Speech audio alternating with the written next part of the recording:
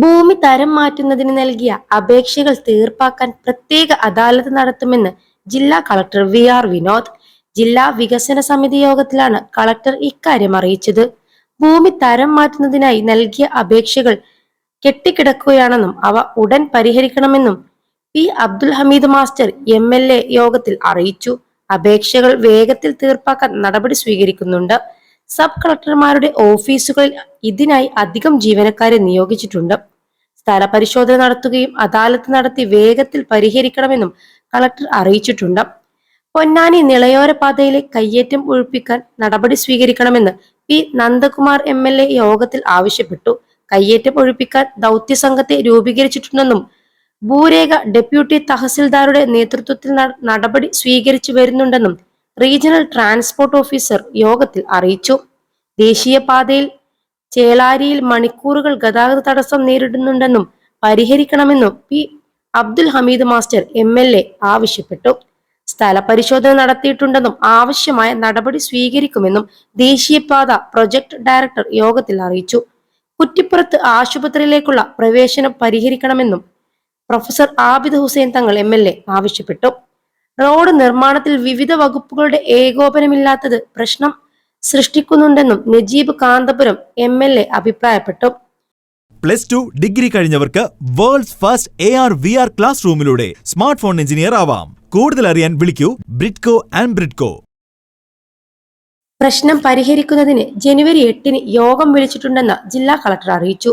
Manjeri medical കോളേജിലെ 12 ഡോക്ടർമാരെ അനാവശ്യമായി സ്ഥലം മാറ്റിയെന്നും ഇത് മെഡിക്കൽ കോളേജിന്റെ പ്രവർത്തനത്തെ ബാധിച്ചിട്ടുണ്ടെന്നും UA ലത്തീഫ് എം.എൽ.എ. പറഞ്ഞു.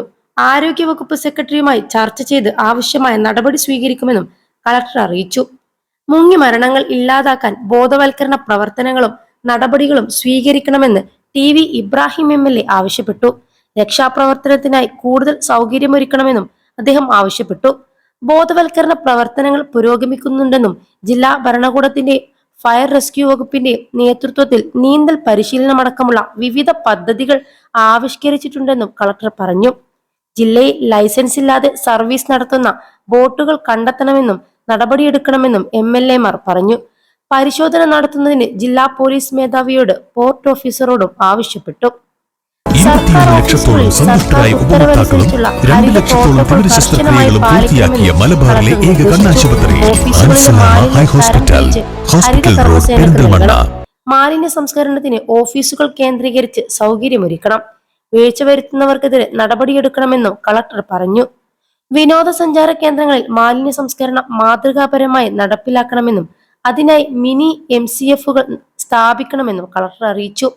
ജില്ലാ ആസൂത്രണ സമിതി ഹാളിൽ ജില്ലാ കളക്ടറുടെ അധ്യക്ഷതയിൽ ചേർന്ന യോഗത്തിൽ MLA-മാരായ P. Ubaidulla, UA Latheef, P. Abdul Hameed, Najeeb Kanthapuram, P. Nandakumar, TV Ibrahim, professor Abid Hussain, Kurukkoli Moideen, Malappuram block panchayat president Karat Abdurahman, ജില്ലാ പോലീസ് മേധാവി S. Sasidharan, ADMNM Meharali, sub കളക്ടർമാരായ സച്ചിൻ കുമാർ യാദവ്, D. രഞ്ജിത്ത്, ജില്ലാ പ്ലാനിംഗ് ഓഫീസർ AM സുമ, വിവിധ വകുപ്പുകളിലെ ജില്ലാതല ഉദ്യോഗസ്ഥർ തുടങ്ങിയവരും പങ്കെടുത്തു.